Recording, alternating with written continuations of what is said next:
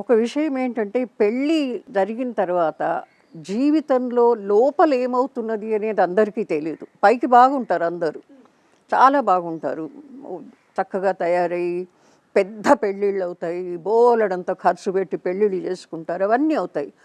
కానీ తర్వాత ఏమవుతుందో, ఆ లోపల ఏమవుతుంది అనేది ఎవరికీ తెలియదు, విడిపోతారు. అంటే అది వివాహం అనేదే ఒక పెద్ద కాంప్లెక్స్ ఇష్యూ.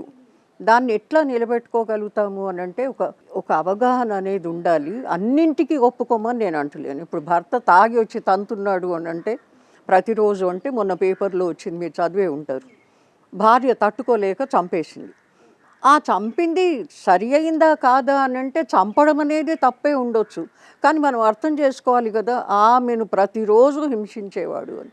అంటే ఇవన్నీ ఇప్పుడు చాలా చాలా కామన్ అయిపోయాయి. మీరు చదివే ఉంటారు రోజు పేపర్లో, ఎన్నో విషయాల్లో ఇట్లా జరుగుతున్నాయి, రోజు ఏదో ఒక స్టోరీ బయటకు వస్తూనే ఉన్నాయి. అవి మాత్రం చాలా బాధేస్తుంది నాకు, అవి చదివినప్పుడల్లా చాలా బాధేస్తుంది.